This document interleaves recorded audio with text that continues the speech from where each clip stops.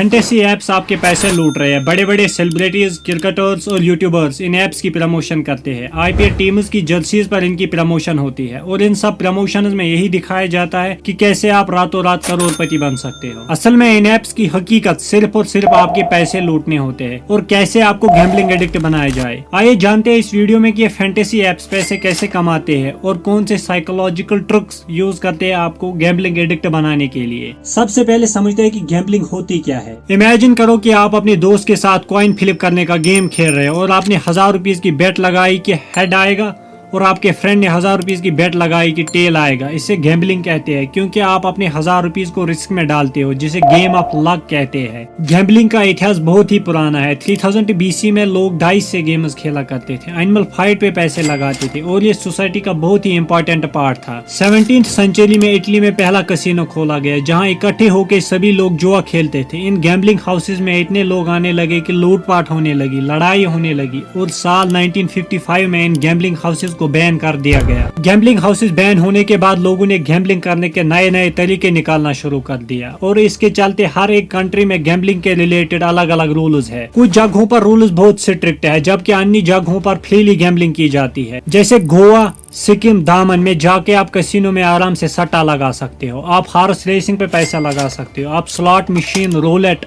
और पोकर खेल सकते हो। गैम्बलिंग हाउसेज बैन होने के बाद अब बात आती है फैंटेसी ऐप्स की। मानो या ना मानो, fantasy apps gambling houses ban होने से पहले ही आई थी। 1950 में विल्फर्ड विल्करबेक ने फैंटेसी गोल्फ की शुरुआत की जिसमें प्रोफेशनल गोल्फर्स की टीम बनती थी और सबसे कम स्कोर वाला जीत जाता था। 1918 में डेनियल ओकरान ने इस कंसेप्ट को एक स्टेप आगे लिया विद रोटिसरी लीग बेसबॉल, जहां पार्टिसिपेंट्स अपनी वर्चुअल टीम बनाते थे और उन्हें पूरे सीजन तक ट्रैक करते थे। 1990 में इंटरनेट ने फैंटेसी सपोर्ट्स में क्रांति ला दी। याहू जैसे प्लेटफॉर्म ने हॉकी और बेसबॉल की ऑनलाइन बेटिंग पेश की जिससे लोग पहले से ज्यादा बैटिंग करने लगे। इंडिया 2001 में फैंटेसी सपोर्ट्स के दुनिया में शामिल हो गया जब ESPN और स्टार सपोर्ट्स अपनी फैंटेसी ऐप सुपर सिलेक्टर को लॉन्च करते हैं। सुपर सिलेक्टर ज्यादा चलती तो नहीं है लेकिन 2008 में हरीश जैन ड्रीम 11 को लॉन्च करते हैं जो इंडिया में बहुत ही तेजी से ग्रो करने लगती है क्योंकि उसी साल इंडिया में IPL शुरू हो जाता है और हरीश जैन IPL में पेड एड्स चलवाने लगते हैं जिसकी वजह से इसकी पॉपुलैरिटी बहुत ज्यादा बढ़ जाती है। ड्रीम 11 के बाद मार्केट में बाकी फैंटेसी ऐप्स भी आ जाती है।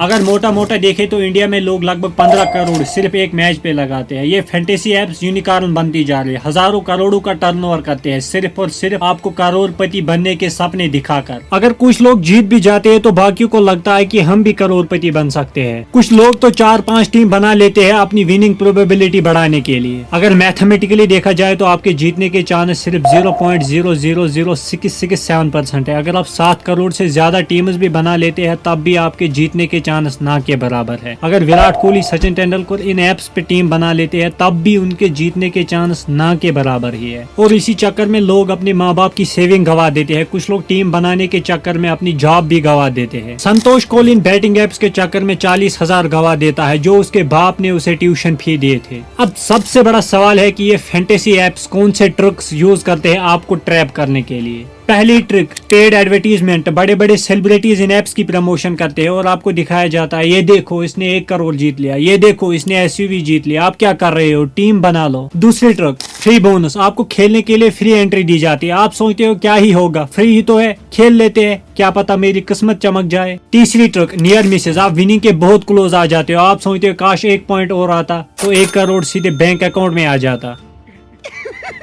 पैसा ही पैसा होगा।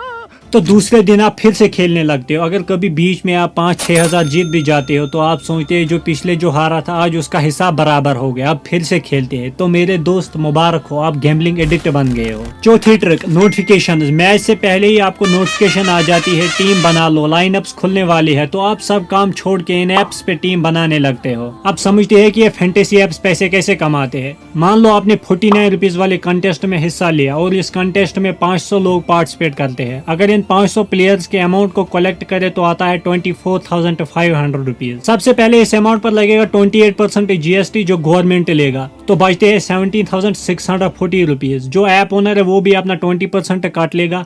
अगर इस अमाउंट से 20% निकाल दे तो बचते हैं 14,112 रुपीज। ये अमाउंट सीधे सीधे विनर के अकाउंट में जाना चाहिए, लेकिन विनिंग प्राइस पे 30% TDS देना पड़ता है एज पर सेक्शन 115 BBJ। इस एक गेम में विनर को मिले 9,878 रुपीज, ऐप ओनर को मिले 3,528 रुपीज और गवर्नमेंट को GST और TDS मिलाकर मिले 11,933 रुपीज। अगर देखा जाए तो सबसे ज्यादा फायदा गवर्नमेंट को होता है। ये कोई छोटा मोटा अमाउंट नहीं है, बल्कि ये हजारों करोड़ों में जाता है। अगर मैं सिर्फ और सिर्फ एक मेगा इवेंट की बात करूं जिसमें लगभग 1.5 करोड़ लोग पार्टिसिपेट करते हैं, जिसकी एंट्री फी 49 रुपीज होती है, अगर इन 1.5 करोड़ लोगों से अमाउंट कलेक्ट करे तो आता है 73.5 करोड़ रुपीज, जिसमें से 33.28 करोड़ उस गवर्नमेंट के पास जाते हैं और 10.58 करोड़ उस फैंटेसी ऐप के ओनर के पास जाते हैं। और ये सिर्फ एक मेगा इवेंट की बात है। इन फैंटेसी एप्स में ऐसे मेगा इवेंट्स बहुत सारे होते हैं। ये फैंटेसी एप्स हजारों करोड़ों का टर्नओवर करते हैं सिर्फ और सिर्फ आपके पैसे लो। अगर वीडियो इन्फॉर्मेटिव लगा तो वीडियो को लाइक, शेयर और चैनल को सब्सक्राइब करिए।